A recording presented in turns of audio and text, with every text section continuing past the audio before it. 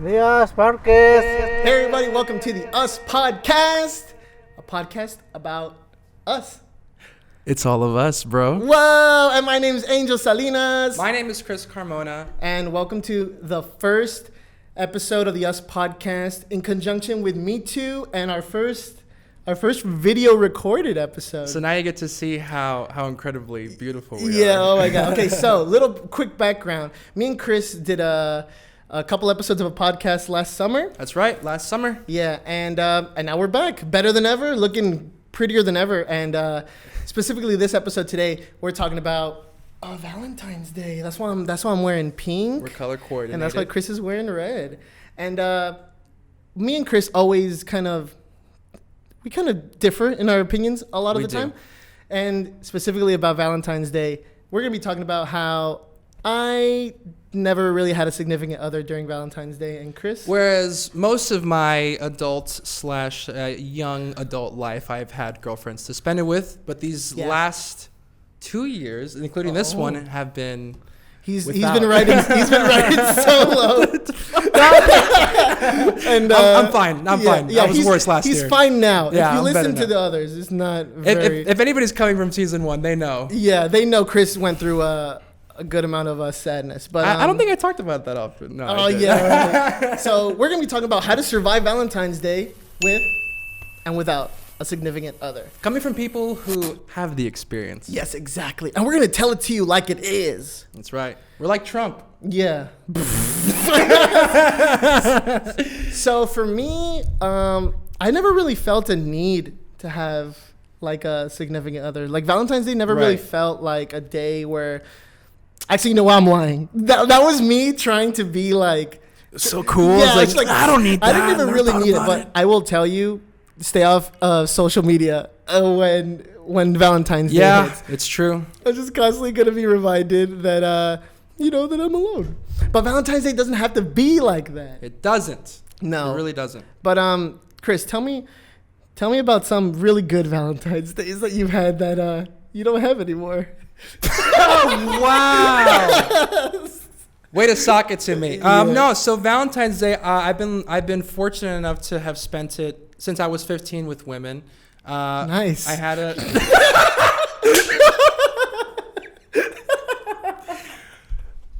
Sidestepping that. It's just, it's great, dude. It's fun. I showed you a picture. We'll show you this in a second. On my very first Valentine's Day, I was 15, and I was just so excited because nobody had ever liked me, and it was the first girl that was gonna let me bring her stuff and take her out. So the first thing I ever did for Valentine's Day, I went all out. Right, I showed up to the breakfast area where we'd all wait for the bell to ring. This was high school? Yeah, I learned a song on guitar, "Summertime" by My Chemical Romance, and I went up to her I took a guitar to school and I played it. I played it for her. I don't know the song. Sing a little bit. So it's like, if you stay, I would even wait all night. That's the only song I know on guitar. And I had this shirt that I made the night before with my mom that we'll show you right now. He did it with his Nikki, mama. will you be my Valentine? I had done it with paint on a white shirt. I only gave her one option. It was yes. Yes or... And and so she said yes, thank God. And then from then on, it's just been I think it was more important that first time for me because it was so new. But after that, it just kind of becomes increasingly less important just because it's oh well, I don't really need to. So did you do the whole? Did you ever have a heart-shaped box of chocolates with a bouquet of flowers, and you're just like, this is your day? Yeah. It was mainly to service them. So that's why I think Valentine's Day going forward, I think it's cool to take part in it because everybody's doing it. Yeah. But I mean, for me, I will say I'm pretty jaded when it comes to Valentine's Day. And I was for maybe the majority of my whole high school life until maybe my senior year. It was just I would be like, do you like me? I would be like, do you want to be my Valentine's? And almost every time it was no. And I was like, why do I put myself out there? And it was just a constant. I see. Yeah, it was just constantly kind of being rejected or constantly just Damn, this is getting sad. No, I'm having a great time. Just like, yeah, it's just like constantly like no one reciprocating those feelings. And so it got to a point where I was just like, I'm done, you know? Yeah. And then I just kind of like broke it off and I was like, Valentine's Day is a super corporate holiday just to sell candy and blah, blah, blah, you know? And I became one of those people. But over the years, I think my jadedness has kind of simmered. It's simmered to the point of like I just don't care anymore. It's just another day for me. And as I say that, I say that and I'm like, I'm not going to be on social media all day today because I know what I'm going to see and I don't want to see it. And so that's Does it affect you even to say like if you like so when you look on your phone and you see just people with like these gifts or whatever, or these like surprises, does that bother you? Yeah, it does. And I try to tell myself that it doesn't or it shouldn't. But I know what's really going on. I'm just like, oh, man, you know, that would have been nice. Yeah. But then I'm just like, whatever. And then go, like, write some stuff or watch a movie. I had the best case when it happened with me because I had so many things light up. Instant Crush, I had Bad Labor coming out, and I had a music video coming out. So that, to kind of distract me from like the whole, like I got to participate still, you know, here's a music video love story that I can so I still had something to offer on Valentine's Day. So it wasn't as bad, but I was just like, damn, it would have been nice. I guess that's where you come in, since you are a bit of a master at this. I am a veteran of spending Valentine's Day alone. So now on my resume. Spent 24 Valentine's Days alone. Yeesh. Well, now I'm the new kid in school now. Yeah. So so for someone who's newly single, somebody might get dumped today and they might want the advice. Sorry. That's true. Sorry. It might happen. But if you need tips, because I need tips, what are the best ways to still enjoy the day that you found in your years of doing this and not feel like you're dying inside? Okay. I can do that. Rule number 1, spend it with happy people. That's true. Whether that's like your friends, whether that's another couple that's cool with you tagging along as like a third wheel, maybe a fourth wheel, maybe even a fifth wheel. I think it's important to surround yourself with people that aren't just gonna encourage your negative feelings. Yeah. Like the worst thing you can do is group 3 people that are all bitter about Valentine's Day together so they can just be like, man, love sucks, everything sucks. It's just like a circling of negative energy. Like you need to be around people that will make you be okay with being alone, and that people will let you know like, hey, it's okay to be alone on Valentine's Day. It's not that big of a deal, you know? Like Valentine's Day is a very unique holiday to a certain demographic of people, and I don't need to feel like I need to participate to feel happy. We were talking about mainly like when other people are doing things that you want to be doing, like working bigger sets or having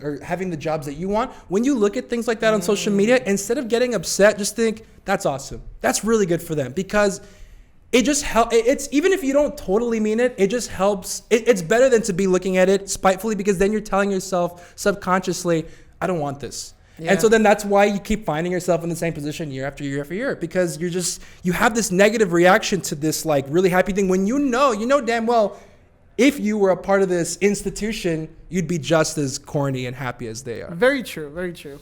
So I think that's a really important point that you emphasize, to hang out with good people. Do you consider yourself a romantic?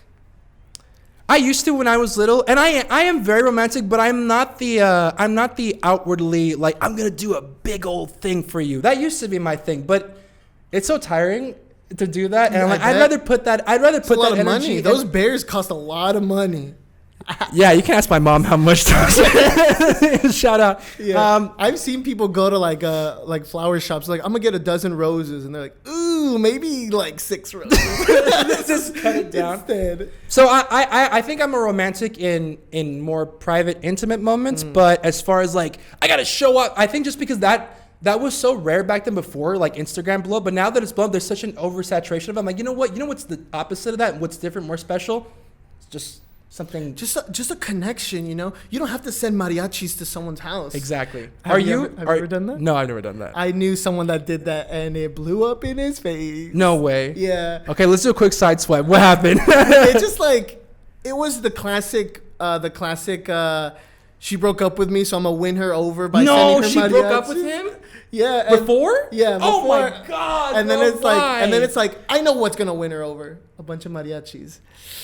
And that'll do it. That did not happen. And so, Man, long man. story short, big romantic gestures don't always work in your favor. So are you romantic? me, I will echo what you said, and I think I'm a romantic in private.